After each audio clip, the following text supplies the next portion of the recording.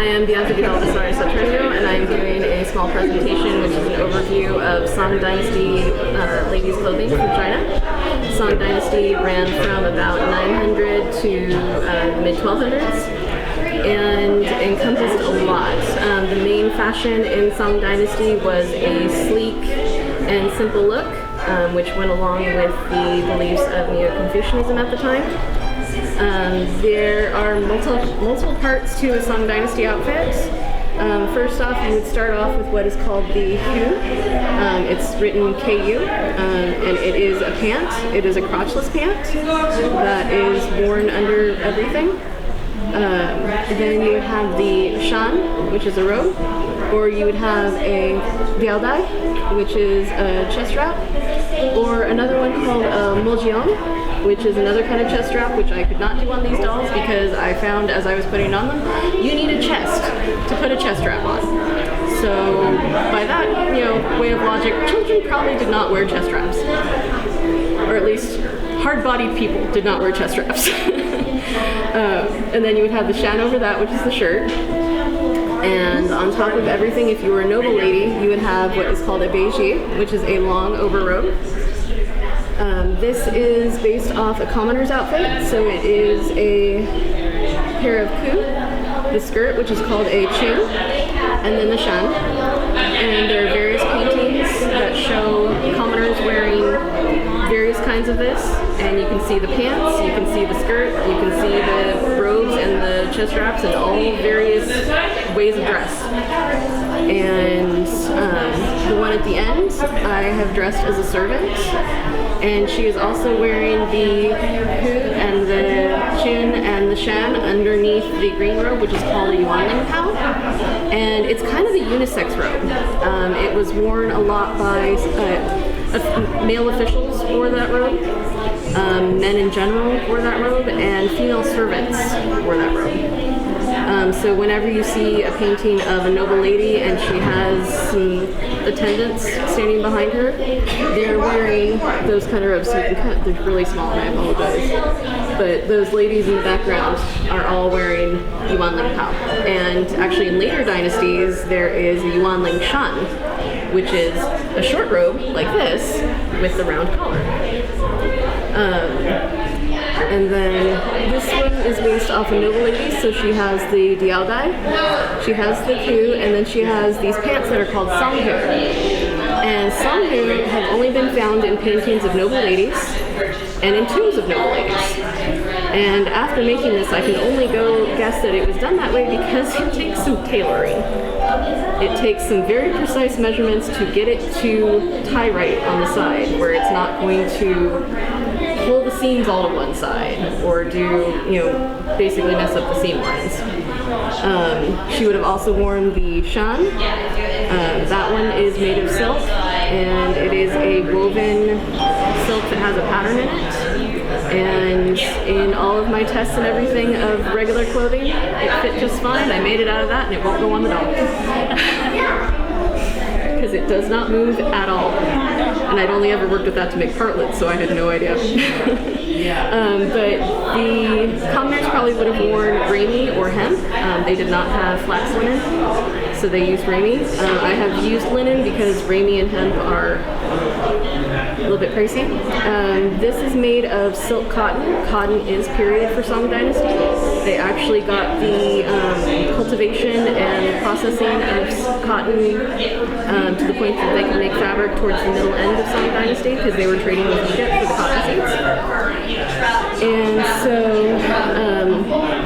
noble ladies would have just worn silk.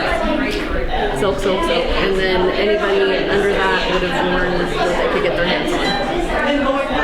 The interesting thing with Song Dynasty that I found, especially in comparison to my husband who does Japanese will use the full width of the fabric to make their clothing. Chinese will cut into it. So as you can see in the line art of the beiji, those sleeve lines and the center seam of the back, that is the full width of the fabric. So they cut into it to make the shape of the body, and then they add in to lengthen the sleeve however much they need to. So it's a little bit of a conspicuous consumption in that way, to where they just cut away the fabric and toss it away. I mean, they probably did use it for other things, but the fact that you could cut away, expensive silk and just use whatever. And yeah, it's been very fascinating to kind of learn about I started learning about the fashion, then learned about the culture and everything after that. And Song Dynasty was a really interesting time in Chinese history because from what I've been able to research, most of what we recognize as Chinese history really started in Song Dynasty. The government exams to become an official started in Song Dynasty. So your family could go from nothing to being a governor in a short period of time if you had somebody pass the exams high enough. It was the first time, and I apologize if I get this mixed up wrong in my head, it was the first time that Confucianism, Buddhism, and Taoism all coalesced in Chinese culture. And it was that Confucianism ruled the government and society. Buddhism was the spiritual, so marriages, births, and deaths. And then Taoism was the personal, spiritual. And I could be wrong on that, but there was one website that listed it really well, and I was like, that is brilliant, I have to try to remember it. In constructing this, it was very interesting to work in miniature. If you have something even a 16th of an inch off as you were cutting, it throws everything off. These two robes for the tiny dolls, I had accidentally cut that much extra off my pattern, and I put them together. They were 3 sizes too big. So I then had to take them all apart and put them back down. And then with that one, all the mock-ups fit perfectly well. Tried to get that on the actual doll. Does not move. Will not budge. Like, you can feel it. You can feel how stiff that is. Go ahead and feel it. Yeah. I have the do not touch because I don't have the stands. And so they will just flop over. That's not going to give at all. Nope. Oh. It does not move whatsoever. So it might work fine on an actual person-sized clothing. Because we move. Yeah, because we move. And we have enough, we use enough fabric to have it have give. But with this, it does not. And that was one of the challenges that I had, like with the Yuanling Pao. They do flare. Everything I've seen of them, because unfortunately there's no Song Dynasty examples, I had to go with Ming Dynasty ones, they flare. And they still hang the same in Ming Dynasty that they did in Song Dynasty, at least as far as the painting show. But it doesn't hang down straight like they do in all the paintings. And it's because it doesn't have the weight of the actual fabric to hang it down like it would with a full-size person. So those were definitely challenges to overcome, is figuring out how to work with a doll, also how to work out with a doll that does not go like this when you need them to measure their armpits. Because these dolls don't move their arms, they just go like this. Oh no. So there are things that I didn't quite realize when I was first getting into everything, but it's been really interesting to find ways to work around it.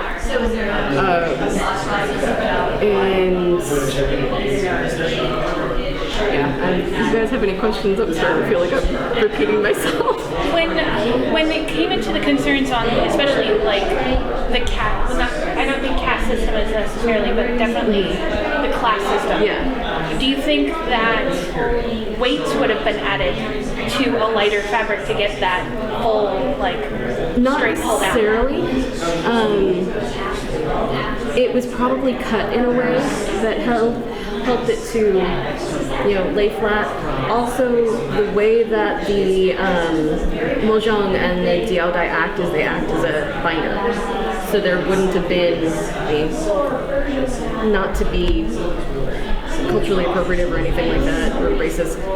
Asian figures do not have a whole ton. They have very slim figures in general. So the chest strap and the Diaodai flatten a lot. And they do that even with people wearing Hansen modernly. You see them, they flatten really a lot. And trying to make this for myself, I did not flatten. I had to buy a binder, and even then, I had to make accommodations. Like my DIY that I made for myself, I had to put darts in, because otherwise it was flapping in the wind. And so I don't know if it would really have made. Sorry, let's put it together. There could have been things that they did do, like with the beige. Most of them had embroidered collars that would have added a lot of weight. And I'm trying to find. I had it open to the page and then it got moved.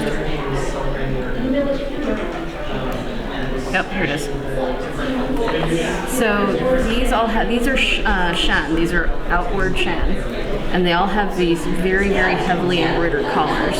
Oh, okay. And you can see here, these are a close-up of the collars, and they were a combination of embroidery, painting, and sometimes beadwork or gold. Wow. Pretty. And as you can see on the line art of this one, that edge, that's all the border work, that's all the collar work. So that one actually goes up to the armpits with the collar. So that probably also weighed it down as well. They might have added weights. I haven't found anything, period. It doesn't mean that they didn't. I just haven't found anything. But going from experience with my own, the collar weighs it down, because it's just that extra bit of fabric that goes around and it makes it. I mean, granted, mine is lightweight linen, but it gives enough of a weight to it that it hangs just fine. And these are some examples of period fabric. That little white one is an example of Ramie, because they use Ramie hemp and silk and cotton later in period. And then that light blue is a silk cotton, which is as close as I could get to actually what their silk would have been like in skipping from it. I mean, the nice thing about working in this whole literature is I was able to get just tiny pieces of fabric, so I could get the nicer stuff. But yeah, all of their stuff is very, very lightweight. And the one description from the tomb book that they found all these extant pieces of is they described the silk like smoke. It was so light that it was like smoke, and it was probably a kind of silk called lore, which is a kind of gauze. And from what I've been able to research, it could be woven with a pattern or just a straight gauze. And and take this with a grain of salt, because some research says that they still make it and some research says no, it's a lost art and they're trying to recreate it. But it's a very certain kind of weave that makes almost like a basket weave. Or not a basket weave, it's wicker weave. It looks like a wicker weave. That's what I'm thinking of. That's what I thought when I thought basket weave. Good, you went with me. The close-ups that I've seen, the breakdowns of it, it looks like a wicker weave. It's really interesting.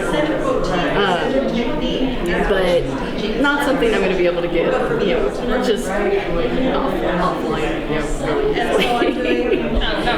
Do you have any other questions or anything? Into this, and I go into one rabbit hole, and I go down another rabbit hole, and another rabbit hole. Like most of this stuff